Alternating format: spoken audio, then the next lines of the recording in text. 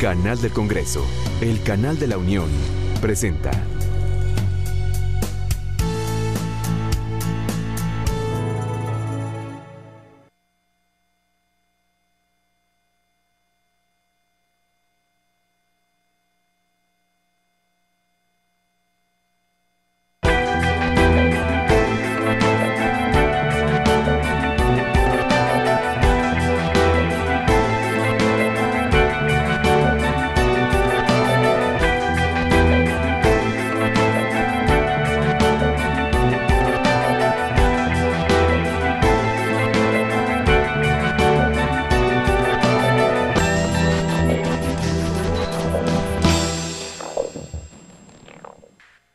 Hola, bienvenidos a Pesos y Contrapesos, el programa de la Auditoría Superior de la Federación y el canal del Congreso. El día de hoy nuestra emisión está enfocada en el tema de participación ciudadana y presupuesto. Y para ello tengo el gusto de contar con la presencia de Sony Villa. Sony, bienvenida a Pesos y Contrapesos. Muchas gracias, Juan. Eres investigadora del CIEP, ¿verdad? Así es, soy investigadora asociada del Centro de Investigación Económica y Presupuestaria. Muy bien. Y de un amigo que nos visita de vuelta y nos da mucho gusto tener aquí, Héctor Villarreal. Qué bueno tenerte de vuelta, director del CIEP. Sí, soy director general del Centro de Investigación Económica y Presupuestaria y profesor del Tecnológico de Monterrey. Sony, ¿qué problemas tenemos con el presupuesto? Si es una pregunta tal vez muy ambiciosa e injusta, pero si tuvieras una varita mágica con la que pudieras transformar la manera en que se ejercita el gasto público en nuestro país, ¿qué cosa cambiarías? Bueno, pues definitivamente hay muchas cosas, como todo proyecto siempre es perfectible y podemos ver bastantes aristas en donde pudiéramos mejorar el presupuesto, pero una que es definitivamente muy importante es la proporción que estamos dedicando del gasto público, de gasto corriente en gasto de inversión. O sea, últimamente hemos visto un gasto que también es inercial y entonces lo que estamos haciendo es que cada vez podemos gastar más y tener un gasto mayor y pues se ve como un logro, ¿no? Que siempre tengamos un mayor gasto público. Sin embargo, si lo seguimos gastando igual, sin tener objetivos específicos, sin tener metas que sean medibles y tener una evaluación que sea tomada en cuenta al momento de que estás haciendo tu presupuestación, pues definitivamente es un punto que deberíamos de considerar al momento de estar haciendo el presupuesto y también ejerciendo el presupuesto, porque pues no nada más se trata de, bueno, vamos a planear, sino que también al momento de ejercerlo, pues pueda ser algo que podamos hacerlo en tiempo, que podamos hacerlo con la forma correcta y con los objetivos adecuados, siempre alineados a lo que debería de ser, como es el Plan Nacional de Desarrollo. Héctor, ¿cuál sería la raíz para explicar este problema de los presupuestos inerciales que venimos gastando de manera muy parecida de un año al año siguiente sin que cambien mucho las cosas en la realidad del país? Mira, yo creo que para comenzar nunca se ha buscado hacer un replanteamiento del gasto. Esto a mí me llama mucho la atención porque el año pasado se estaban discutiendo muchos temas fiscales. Yo no sé si fueron de la envergadura suficiente para hablar de la gran reforma fiscal que esperábamos, probablemente no. Pero lo que llama la atención es que mientras que la parte tributaria se discutió de cierta manera de forma amplia, la parte de gasto prácticamente no se tocó. Entonces, hoy por hoy, estamos en el 2014 con el presupuesto más grande de nuestra historia. Un presupuesto considerablemente mayor que el del año pasado, e Pocas insisto, veces ha habido brincos tan grandes. totalmente. Una parte con déficit que hizo que mucha gente cuestionáramos o que si se hablara si se valía, no se valía, etcétera. Pero más allá de eso, no hubo una discusión de gasto. Entonces, tenemos un presupuesto mayor, tenemos un presupuesto bastante más grande, pero básicamente estamos gastando de la misma forma, lo cual pareciera no justificarse. Entonces, un cuestionamiento que surge casi de inmediato ¿es un presupuesto que tiene objetivos? ¿O es más una lógica de ir tapando los huecos que van surgiendo y dar continuidad a lo que habíamos estado haciendo en los años anteriores sin evaluación, sin preguntarnos si ha servido o no ha servido? Pero si hay instituciones que hacen ejercicios de evaluación. Mira, hasta cierto punto, porque por un lado tienes un sistema de evaluación del desempeño que tiene muchas limitaciones. Alguna vez tú y yo lo hemos platicado al respecto. Pero pensando en el Coneval, por ejemplo. No, yo creo que el gasto social está relativamente bien evaluado. O bien evaluado con las limitaciones de información que existen y todo. Pero, por ejemplo, el gasto en infraestructura, el gasto corriente, se justifica que esté creciendo de esta manera. Tenemos que el crecimiento inercial en el gasto corriente lleva siendo de 2 dígitos en varios años. Ahora, a lo mejor esto era algo inevitable, pero pareciera que los porqués, los cómo, no se han transmitido a la ciudadanía. No nos hemos metido a entender por qué está pasando eso. Sonia, ¿reorientar el presupuesto es más una decisión técnica o una decisión política? Bueno, definitivamente tenemos que tener de las dos cosas, ¿no? No podemos estar dejando solamente las decisiones que nos afectan a todos a los intereses políticos, pero también deberíamos estar considerando la parte técnica, qué tanto del presupuesto pudiéramos cambiar. Por ejemplo, muchas de las discusiones cuando se va a la Cámara de Diputados es que pues, los diputados se quedan con las manos medias amarradas porque dicen de todo este presupuesto solamente puedo cambiar el 5%, ¿no? Tendríamos que ver, yo creo que hace falta un gran análisis en ver cuáles son los programas que están repetidos, cuáles son los programas que atienden a la misma población objetivo, cuáles son los programas que ya ni siquiera a lo mejor deberían de estar vigentes, ¿no? O cuáles solamente han cambiado de nombre, porque además muchos de la parte esta inercial del presupuesto es que, bueno, pues tal vez vienen cambios de programas, pero no es más que un cambio del nombre del programa, ¿no? Entonces, pues deberíamos de ver un análisis tanto de la parte política, porque no podemos dejar de un lado los intereses de quienes nos gobiernan siempre, a también pues ver, bueno, qué parte técnica, sobre todo en el análisis de cómo nos estamos beneficiando con el gasto público, si el gasto público es realmente una herramienta para el crecimiento y a fin de cuentas, quiénes son los que terminan recibiendo los beneficios del gasto. Porque uno podría pensar que estos cambios, bueno, se pueden hacer desde un pizarrón con bases de datos, con evaluaciones muy sólidas, pero las propias burocracias que ejercen estos programas, así sea un programa sin muchos resultados, pues también ejercen presión para que las cosas sigan igual, ¿no? Para que no les quiten su sí, claro, hay que recordar vida. Que la burocracia a fin de cuentas son empleos, ¿no? Y pues tal vez reducir a toda la burocracia, pues tal vez también reduciríamos algún tipo de empleo o que a quienes pueda haber quienes no les guste. O no reducirla, pero programas que no están dando resultados, pero los que ejercen los programas pues hacen todo para que se mantengan, ¿no? Ahora, hay incluso otras cosas, Juan. Por ejemplo, una queja, y a mí me parece muy justificada de Coneval, es que han entregado para algunos programas muy buenas evaluaciones que no son tomadas en cuenta. Incluso los diputados pueden recibir información de que no hay evidencia de que tal o cual programa esté dando resultados y no se le recorta gasto. Muchas veces hasta se le aumenta. Entonces, sí tendríamos que cuestionarnos si las evaluaciones que estamos haciendo, muchas muy bien hechas, están teniendo un efecto real en política pública. Sí, y ahí ya es un problema más de decisión en el Congreso y en la asignación que en la solidez de las evaluaciones. Sí, claro, y en nuestros mismos mecanismos de decisión. Habría que cuestionarnos o preguntarnos si se vale que un programa que sale mal evaluado se le puede ampliar el presupuesto. Muchas gracias. Estamos aquí en Pesos y Contrapesos hablando sobre participación ciudadana y presupuesto público. Vamos a una pausa y regresamos.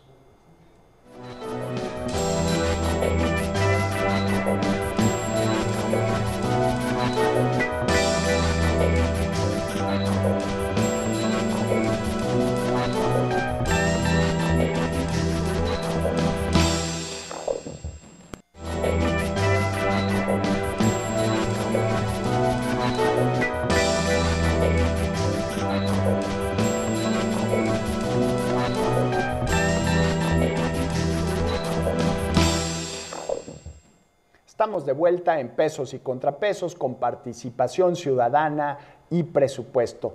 Héctor, ¿cuál es el rol de los ciudadanos para tratar de enmendar estas fallas de las que venimos hablando, de presupuestos evaluados pero que se siguen ejerciendo de forma inercial, evaluaciones que critican programas pero no vemos cambios en la manera en que se ejerce el gasto público en México? Mira, yo creo que hay un problema y es que para los ciudadanos en general, con excepciones, es muy difícil entrar de manera informada a la discusión de un presupuesto. Estamos hablando de más de 4 billones de pesos, que es un número que hasta pensarlo en la cabeza no es tan sencillo. Muchísimos ceros. Muchísimos ceros. Y luego, si revisas que es una estructura programática, y si quieres ahorita platicamos de eso, relativamente compleja, darle seguimiento... ¿Qué es una estructura programática? Los programas del gobierno en los que se divide el presupuesto.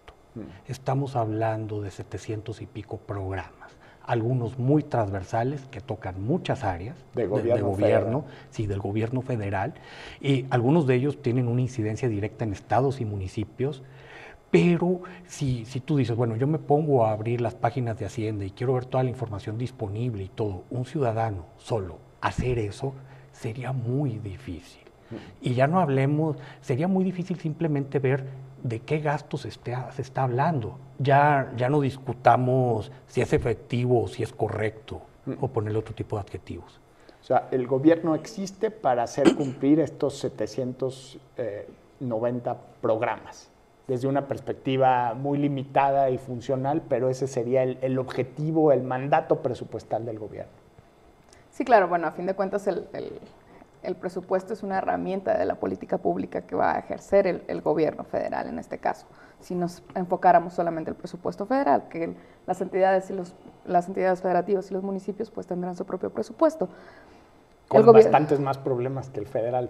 Pues cada uno, ¿no?, con sus propios problemas, ¿no? Aquí entran todas estas menciones de la armonización contable y el orden que deberíamos de poner. Sin embargo, pues como menciona Héctor, dar desde la perspectiva ciudadana, entender ¿Cómo analizar el presupuesto? ¿Desde qué perspectiva? Pues porque hasta donde podemos saber, lo podemos ver desde la perspectiva de quiénes son los que gastan, de para qué es lo que se gasta o en qué se gasta. Y entonces, si tú eres un ciudadano que no has participado del análisis del presupuesto, pues hay que reconocer que el gobierno federal ha hecho un gran esfuerzo para transparentar más la información, pero hay una gran diferencia entre tener la información disponible y entender la información como tal, ¿no? Entonces, analizar la cantidad de esta pues puede ser bastante complicado. Y ahora ya existen, por ejemplo, el presupuesto en lenguaje ciudadano, la cuenta pública en lenguaje ciudadano, que son muy buenos esfuerzos, pero no suficientes para socializar estos 4,000 billones de millones. Yo medio me dedico a esto, se me traba la lengua, ¿no? No, y te preguntas, bueno, ¿y cómo le hago para cambiar 1 billón? Y a lo mejor a veces dices, bueno, este programa, pues a lo mejor tiene 200 millones de pesos. Y dices, bueno, si lo veo en la perspectiva de los 4 billones, pues a lo mejor no es tanto, pero pues muchos ciudadanos dijeran, pues ya dame uno de partido, sí, para ¿no? Cualquiera de nosotros. Claro. Sí. Y qué bueno que te metas a ese tema. Mira, yo creo que tenemos que hacernos a la idea, Juan, que la competencia por recursos cada vez va a ser mayor. Y en última instancia, el presupuesto tiene una naturaleza base de juego suma cero. ¿Qué es eso? Si tú quieres gastar un peso más en algo, o se lo quitas a otro programa en el que ya lo estás gastando, o te buscas una fuente de ingreso. Se está hablando de un pacto fiscal donde no va a haber cambios importantes en los impuestos, salvo que haya una contingencia mayor de aquí hasta el 2018. Entonces, un programa nos hablaban de un poema de La Cobija, que era que es una figura estupenda. El cónyuge le jalaba la cobija a la otra y ella se enojaba y se la volvía a jalar, y pues es la historia del presupuesto, ¿no? Alguien se queda descobijado ahí. Y yo creo que va a ser la historia del presupuesto los siguientes 4 años. Aquí tú hablabas de participación ciudadana. Necesitamos, si me permites el término, empoderar a la ciudadanía para que entienda esta discusión que viene durante los siguientes 4 años y esta competencia por recursos, y que pueda tener una participación informada en el debate. pero estamos hablando de presupuestos ciudadanos, de que la gente pudiera alzar la mano y determinar cómo gastarse el dinero, porque pues, también se necesita cierta experiencia para utilizar bien los recursos, ¿no? Claro. Pues al menos estamos hablando de que los ciudadanos y que la sociedad esté más informada de saber, bueno, cuáles son las implicaciones de que a un programa se le quite dinero o cuáles son las implicaciones de que a un programa se le dé más, ¿no? Y también reconocer que en la estructura que tenemos actualmente de casi 800 programas presupuestarios, pues hay muchos programas que hasta se parecen. Y entonces el hecho de que le quites un programa de becas para alguna población en específica, no quiere decir que le estés quitando el programa de becas porque hay otros 100 programas de becas más a los cuales les puedes dar ese dinero, ¿no? Entonces yo creo que primero deberíamos empezar por tener un lenguaje más amigable para todo el mundo, que pudiéramos entender el presupuesto, y después saber que existen tantos programas que a lo mejor deberíamos de analizarlos cada uno, tal vez, para poder llegar a alguna mejor conclusión de cuáles son las implicaciones de cada asignación presupuestal. En Brasil empezaron estos presupuestos ciudadanos a nivel municipal, y yo creo que mientras más locales sean, me parecen ejercicios muy válidos. Ya conforme va subiéndose la unidad territorial, me parece más complicado, ¿no? Creo que ahora algunas delegaciones del DF asignan 2% de su presupuesto para que la gente decida cómo gastarlo. 2% de del presupuesto federal, de estos millones de millones, es una cantidad de recursos inimaginable, ¿no? Claro. Ahora, es que yo creo que aquí el rol de la presupuestación ciudadana debe ser a dos niveles. Uno, a lo mejor con respecto a este presupuesto total, la decisión directa del ciudadano de gastar en tal o cual cosa va a ser en asuntos muy específicos. Pero lo que sí es importante... Muy locales, muy cercanos. Muy locales, probablemente comunidad, ¿no? A su comunidad, a su familia, totalmente. Pero es bien importante que la ciudadana y el ciudadano tengan un entendimiento de qué está pasando con su presupuesto país y que entienda que hay decisiones que van a ser muy trascendentes. A ver, ¿le apostamos más a infraestructura o vamos con cosas donde el gasto y el beneficio se ven más ahorita? Bueno, si pensamos esto a la luz de una transición demográfica, pues hay implicaciones muy importantes, ¿verdad? Entonces, tendríamos que estar pensando como ciudadanía en esos temas. ¿Quién paga? ¿Quién recibe? Una incidencia más clara que hoy por hoy, con este tipo de presupuestación que vivimos, no es fácil. No es fácil. O sea, fuera del gasto social que lo recibe, que lo puedes cuantificar de manera muy directa, hay bastantes gastos del gobierno que los efectos, deja los efectos indirectos, los efectos directos no se pueden cuantificar. Y ahí necesitaríamos una ciudadanía que participe y que en última instancia pueda decidir a través del voto, a través de presión, no solamente diciendo, sabes que me gastan tanto en la escuela de mi comunidad. Muy bien, estamos en Pesos y Contrapesos hablando de participación ciudadana y presupuesto público. Vamos a una pausa y volvemos.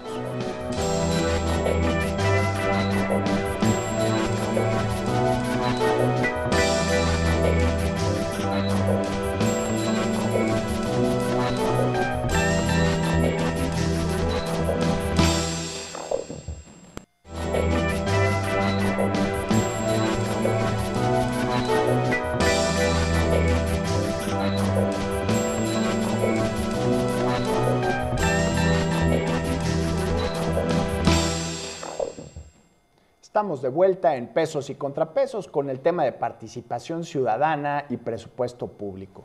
Sony, ¿qué puede hacer una organización de la sociedad civil, un centro de investigación como el CIEP, justamente para atraer a los ciudadanos a participar de una manera más activa en la forma en que se asignan los recursos públicos en México? Bueno, Juan, ahorita CIEP está lanzando una iniciativa que se llama 800 Voluntarios, donde estamos invitando a los ciudadanos a que se informen y participen de las decisiones públicas siendo analistas del presupuesto. Lo que pretendemos es que los ciudadanos adopten un programa y se sientan especialistas en ese programa, en donde ellos puedan investigar y decir, bueno, sabes que este programa, cuáles son sus objetivos, cuáles son sus reglas de operación. Lo que pretenderíamos es que hubiera 800 personas en este país que estuvieran interesadas en el presupuesto público y que cada uno se volviera especialista en el tema, para que pudiéramos tener una discusión pues desde la perspectiva ciudadana, fuera de agendas partidistas, y que pudiéramos a fin de cuentas proponer en la mesa, o al menos abrir la comunicación entre la ciudadanía y también, pues también tener un portal en donde se conjunte toda la información, que a veces ahí se nos complica también un poco. ¿Cómo surge la idea de 800 voluntarios, Héctor? Mira, el nombre no es casualidad, es el redondeo del número de programas que hay en el presupuesto federal. Y esto es un esfuerzo que trasciende por mucho a CIEP. Nosotros lo que estamos brindando es la tecnología.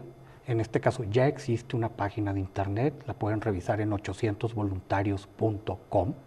Te metes, incluso ya adoptaron... 800 con número. 800 con número, voluntarios.com. Y incluso ya tenemos asignados alrededor de 230 programas.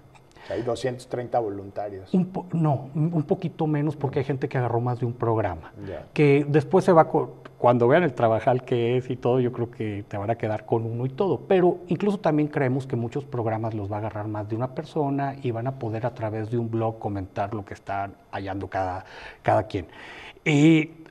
Lo interesante es que no para ahí, Juan. Tenemos unos cursos de presupuestación con unas técnicas que desarrolló el Banco Mundial. Ya estamos impartiendo esos talleres.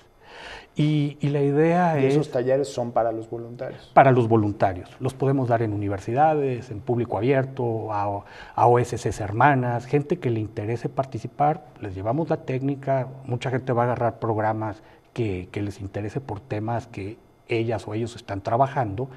Y la idea es, a la vuelta de la esquina, tener un ejército de auditores ciudadanos que revisen, que conozcan un programa en específico a profundidad, que sepan qué evaluaciones se hayan hecho, que sepan qué pasa cuando un programa no tiene reglas de operación, cómo se debe de tratar.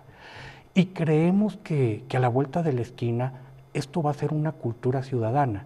Va a haber mucha información en esta página que te digo que va conectado a un blog, que vas a poder después imprimir informes, y también queremos que los partidos políticos lo utilicen, que lleguen a una discusión del presupuesto mucho más informada. Sony, ¿qué herramientas necesita un ciudadano, herramientas básicas para poder entender estos programas? Bueno, pues para empezar necesitamos mucha curiosidad y muchas ganas de poder participar. La plataforma pretende ser tan libre para que tú puedas ingresar y decir, bueno, tengo esta información, y que la puedas poner. Pero también la plataforma permite que se tengan comentarios entre los investigadores. Y llamamos investigadores porque pretenderíamos que todos los ciudadanos fueran investigadores en su programa, o que cada voluntario fuera un investigador, o se declarara como un investigador. La curiosidad es la materia prima de la investigación. Exacto, ¿no? Así es. Y es, yo creo que lo principal que todo el mundo debería de tener para poder ser un voluntario en este programa. Y además se pretende que la plataforma de 800 voluntarios pueda ser algún estilo de open source, donde todo el mundo pudiera aportar. De código abierto. Sí. Así es, donde todo el mundo pudiera aportar y decir, bueno, ¿sabes qué? Creo que esto está mal, y pudiera tener retroalimentación entre cada uno de los participantes. Héctor, el trabajo de la Auditoría Superior de la Federación a través de los informes de la cuenta pública puede ser una de las herramientas que utilicen los voluntarios. Lo va a hacer. O sea, yo creo que en muchos sentidos la auditoría es punto de partida. Y por supuesto que tiene que haber un vínculo entre lo que están trabajando los investigadores y lo que está diciendo la auditoría y lo que están diciendo evaluadores de Coneval, tanto en el propio Consejo como evaluaciones que Coneval ha contratado. Incluso queremos que sea un formato tan abierto que pueda haber mucha información, Juan, que esté disponible y que no se nos ha ocurrido. no sé, habrá investigadores que digan, ¿sabes qué? Yo quiero hacer un ejercicio para ver cómo le ha ido a programas similares en otras partes del mundo. Entonces, de repente empiezas a trabajar con una lógica estilo Wikipedia, donde muchos cerebros te ayudan y gente que nos ha hablado, gente que nos esperábamos y que dice, yo tuve tal experiencia y que yo puedo aportar esto. Entonces, es un proyecto que puede escalar de manera brutal. No, suena una plataforma de colaboración cívica en temas presupuestales que sí puede llegar a detonar muchas cosas que no están ocurriendo hoy en México, ¿no?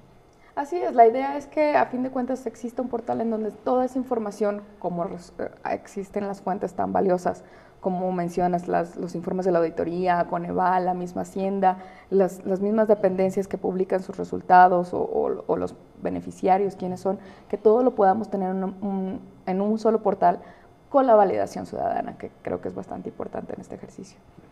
230 programas ya es un buen número para la meta de llegar a 800. ¿Cómo le hicieron para encontrar estos primeros voluntarios? A través de internet se abrió la plataforma y ha habido gente que se ha ido inscribiendo.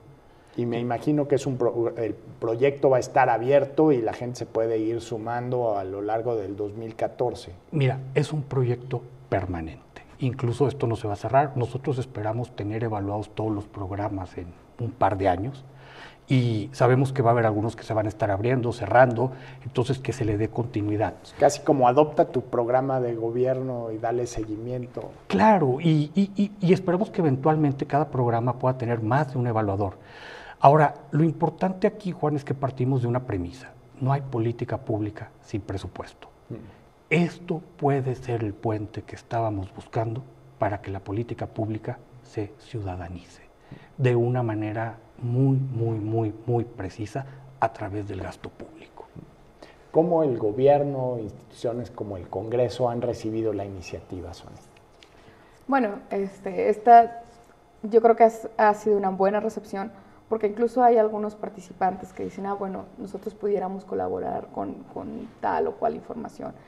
Ha habido desde iniciativas, desde su perspectiva ciudadana, gente que son funcionarios públicos, pero como ciudadanos, queriendo participar, dando su experiencia, ya sea actual o anterior.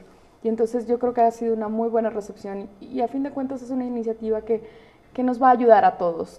No es ni pelearnos, ni poner a discutir entre si gobierno, ciudadanos, quienes tienen la razón, sino para todos poder aportar en algo y que vayamos entendiéndonos, ¿no? Sonia Villa, Héctor Villarreal, muchísimas gracias por esta conversación.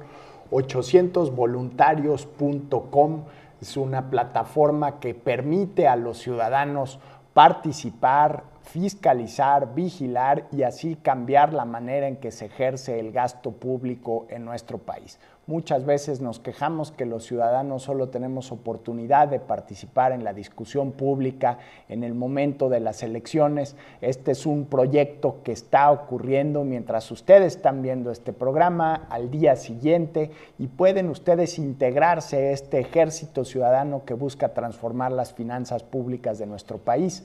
800voluntarios.com. Inscríbase, participe y le agradezco de manera muy sincera habernos acompañado en esta emisión de Pesos y Contrapesos.